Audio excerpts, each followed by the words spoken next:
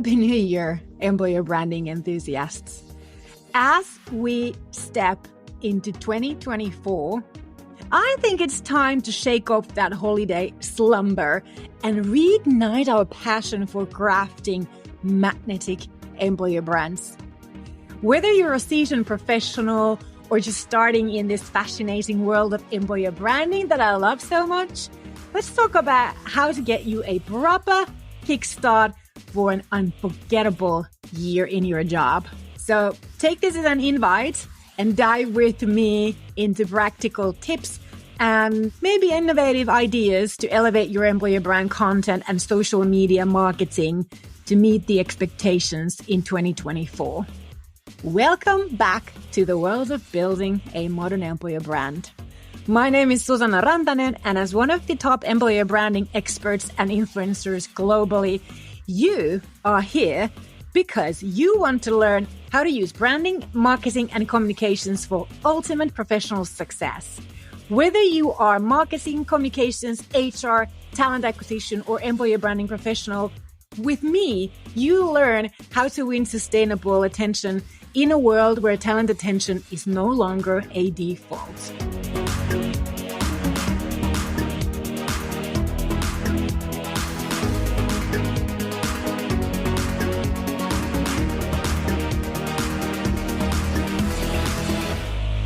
Now, as we embrace the new year, it is essential to start with a period of reflection and reassessment of our HR marketing efforts in 2023. The reason why we want to start the year with this is to make sure that we are not repeating anything that didn't work last year, but instead continue with what delivers best results and value for this year. While reflecting on the year 2023, HR marketing data, results, and experiences are all important. This process is, however, not about looking back. It's about learning. It's about using last year as your learning board, setting a solid foundation for this coming season for both employer branding and recruitment marketing. How about that? Now, I have a list, kind of like an action list for you of steps, actions that I think will be worth making in this period of reflection and reassessment. Maybe you want to take a pen. If you don't have a pen with you, don't worry. You will find this list written out at modernemployeurbrand.com/podcast165. I'll make sure of that. So here's the list. First, you want to start with a comprehensive HR marketing data analysis.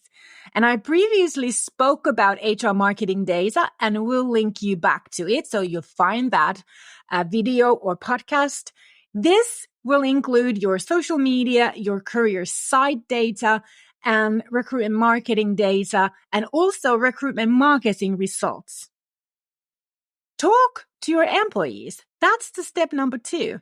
You want to get their sentiments, their thoughts, and also their feedback on your HR marketing efforts last year. They're going to be a goldmine for you, so don't ignore this step. Step number 3, identify opportunities for improvement based on your data analysis, based on results, and based on that employee feedback. And then you want to set the stage for new. What can you do this year to take your HR marketing to next level? Your audience is likely to welcome a spruce of newness, spruce of innovation. I think they will. Then, put more emphasis on content, more than you did last year. What worked? What didn't work? How can you develop your organization's skills in content creation? Or get a partner to help you level up.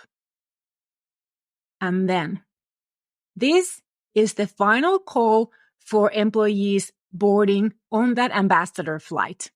Make your employee advocacy opportunities more professional and more beneficial for both parties this coming year. Consistency is vital. Were you consistent with HR marketing last year? If you didn't make it last year, it's time to get consistent this year. It's really vital. You also want to focus on engaging and growing because building brand trust is essential and it will only happen with an engaged audience. They won't engage with you if you don't engage with them. So let them grow with you. You be open to growing yourself in this area. And that's how you make sure that your HR marketing success will also grow. Okay, that is the list. And now I'll take you through it with more detail. Okay, let's talk about that comprehensive HR marketing data analysis. Because you want to begin by reviewing your employer brand marketing activities as well as your recruitment marketing campaigns in detail from last year. You want to be sure about what were the marketing objectives for employer branding and what were the marketing objectives for recruitment marketing. Make sure that this year you have very clear marketing objectives in place so that you are able to follow the outcome of your marketing efforts also consistently. That will make your review and reflection and reassessment process in 2025 much easier. Look at recruitment marketing metrics such as content engagement rates, click-through rates, and conversion rates in those campaigns. Did you get lots of clicks on the Apply Now button, but you didn't get many job applications or as many job applications?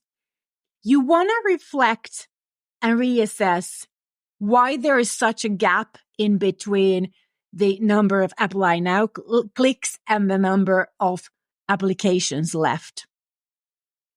What could have caused it? Analyze, did you get a lot of returning visits to your job posts? How long did people spend on your job posts and other career site content? If they left your career site and recruitment site immediately, then your content wasn't quality content for them. Can you recognize bottlenecks in your recruitment marketing process? That's important so that next year you don't have, or this coming year, you don't have those bottlenecks, but you're actually able to fill in the holes and fix it before you start hiring again. Then about your employer branding. Did those efforts meet your objectives? Did you grow employer brand awareness? How much did you grow it? Did you grow the size of your organic audience? How much? How did you do in terms of growing employer brand affinity? Or was that even an objective for you last year? What about employer brand value conversions? Was it worth for the business to invest in employer branding last year? Would you be able to make a case for the business management to discuss the results and available resources for this year? I don't want you to focus just on the numbers. Also consider the qualitative aspects, such as how well did your recruitment marketing campaigns and employer branding activities align with your employer brand's voice and values, the desired perceptions that you were wanting to build on the market? Were you able to tell a compelling story about your company as an employer and as a place to work through your content? Did your recruitment audience pursue consideration during your recruitment campaign time? Did your recruitment funnel work well enough to deliver leads to talent acquisition? You also want to take a closer look at your social media insights, because social media platforms are treasure troves of social media marketing insight. So you want to dive into that part of your HR marketing data analytics to understand your audience behavior and their preferences.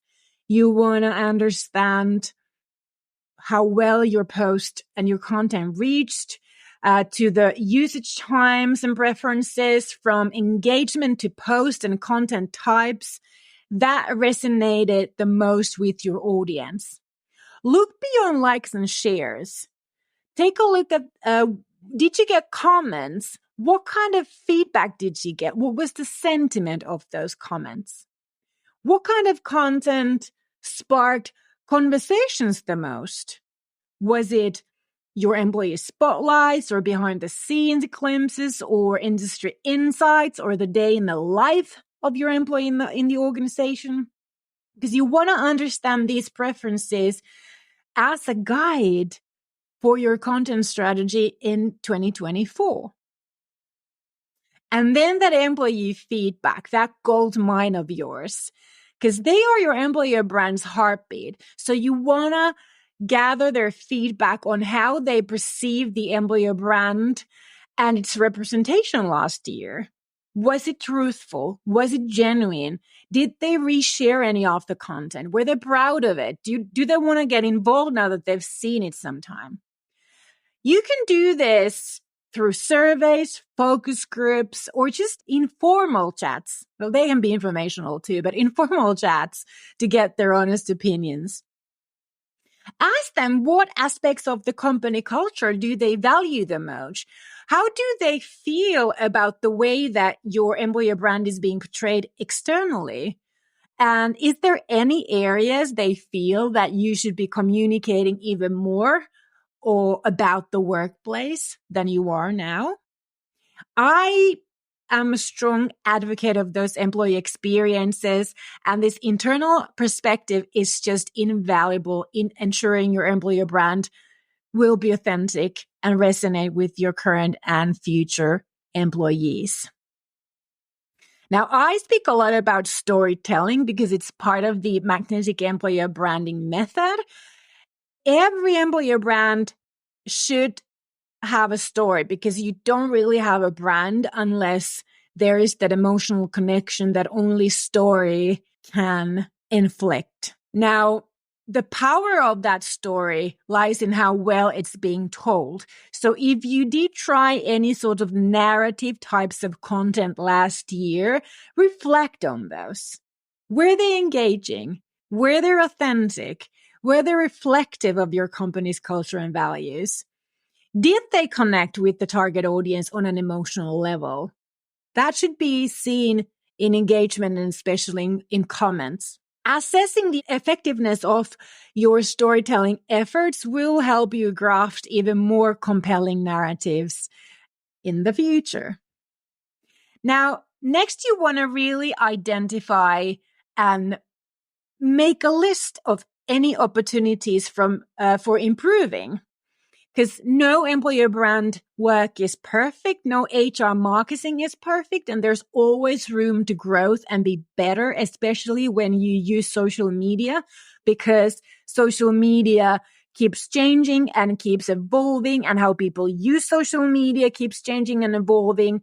So you want to identify areas where your employer branding strategy and activities fell short last year. Was it in reaching a particular target audience that you meant to reach, but now that you're looking at your follower base, you see that you didn't really hammer that down that well? Did you have clear enough goals, objectives, and the correct metrics that are able to indicate your progress in those specific areas, give you the sort of the glimpse into what's working and what isn't? Were your resources enough? Or did you fall short in any areas that that will need more attention this year because you didn't have enough resources last year? Are there any development or learning areas that need better focus this year? Did you build on each of your key employer brand messages equally? Because if you didn't, then your desired employer brand perceptions are going to be lopsided. Did you stick with the content plan, or did you slip in the alleyway of inconsistent messaging? Were you brave enough to leverage new social media platforms, features, and formats? Or were you just repeating the same old? Recognizing these gaps is the first step towards addressing them. Now, then you want to set the stage for new. With all those reflections in hand, with the list of gaps that you identified, now you are poised to, innovate. Use your learnings to experiment with new approaches, new social media, new types of content, new content formats, new types of messages. It's time to explore new. When it comes to social media platforms, dive into video marketing. That's hot in 2024 too. Or amplify your employee advocacy program. The insights from your reflection will be your guidepost for these innovations. Remember that this reflective exercise is not supposed to be just a retrospective to you. It's a proactive step towards a more impactful and resonant employer brand in 2024. And when you understand where you have been, what you missed, what you really thrived in, you can also chart a clearer, more strategic path forward. Because you want to embrace the new. I think 2024 is all about next steps, becoming better in reaching your goals and objectives, and returning that value for the business. Explore emerging trends in employer branding and social media. At the sort of March, April, I think I have gathered enough information that I will start talking about emerging trends and what to focus on with employer branding and social media. So don't forget to follow me and subscribe to this channel or this podcast, because you really want to make sure that you're not going to miss any of that. Are there any new platforms where your target audience is active and your employees are telling you that you should test? What about artificial intelligence, virtual reality, or other technological advancements that may be just the thing that resonates really well with your target audience? Talk to your employees. They'll know. Staying ahead of the curve is key to keeping your employer brand fresh and engaging, not to mention keep you developing and moving forward on your professional journey. And then about content, because content remains the cornerstone of any successful marketing strategy, including employer brand marketing and your recruitment marketing. And this year, you want to focus on personalized content as well as storytelling. Get your people involved. Speak more directly to your target audience. Make it human to human. Continue to showcase what value working in your organization will provide for your people now and in the future. Showcase it through your company's culture, your ways of work, your purpose, your mission, your values.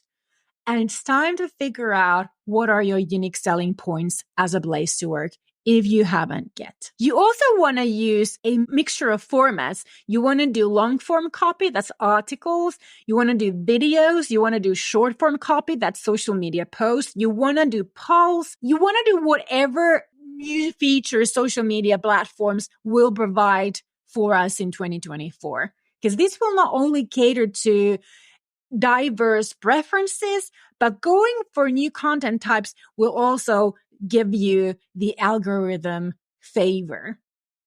But always remember that authenticity and relatability are your best tools for creating any kind of compelling content for HR marketing purposes. Then about employee advocacy, because we all know that your employees are your best employer brand ambassadors. So you want to encourage them to share their experiences and their stories in your content. But if they're going to do that content on their own, you want to give them guidelines. You want to give them key themes to focus on, but you want to let them do their own thing without interrupting in the middle. You want to educate them. You want to inspire them, and you want to collaborate with them in their roles as ambassadors. Employee advocacy, as you know, will not only boost your content's authenticity, but it will also expand its reach. So you want to provide your ambassadors with incentives to become active participants in your employer branding journey. And then my favorite child, consistency, but also adaptability. Because while consistency in messaging and visual identity are vital, so is adaptability. The digital landscape, it just keeps changing all the time. And so are the audience preferences. So you need to be ready to tweak your content plan based on real-time feedback and analytics. Test different approaches, learn from them. Check out the previous episode 164, in which I spoke about embracing marketing data in employee branding, because that's something that you will like. There's the link. If you're watching the video version of this episode, it's in the video description. And if you're listening, have a look at the podcast platform description. If it's not a working link there, because sometimes it's not, go back to modernemployerbrand.com/podcast 164 for more information. Engage and grow. Social media is not just about broadcasting. It's about engaging. Actively interacting with your audience is so essential. Respond to comments, participate in relevant conversations. This engagement not only humanizes your employer brand, but it also helps in growing your network and your reach. And when you engage as a company or from your company profile, always add your first name on any comment that you make, because that makes it more transparent for the people who are engaging with it. It's so irritating to see companies hiding behind their logos. As we embark on this new journey in 2024, remember that employer branding is an ever-evolving field. So you want to stay curious. You want to be bold in your creativity. And most importantly, you want to have fun with it. This is your year to shine and make your mark in the world of employer branding. So let's make 2024 a year of impactful stories, innovative strategies, and magnetic employer brand, because I'm in it with you. And before I let you go, can I remind you about our short survey to gather employer branding people's views, feedback, ideas, and needs when it comes to an employer brand manager program? It will only take you a couple of minutes, but it will be really valuable for us, as I believe all of my content has been for you.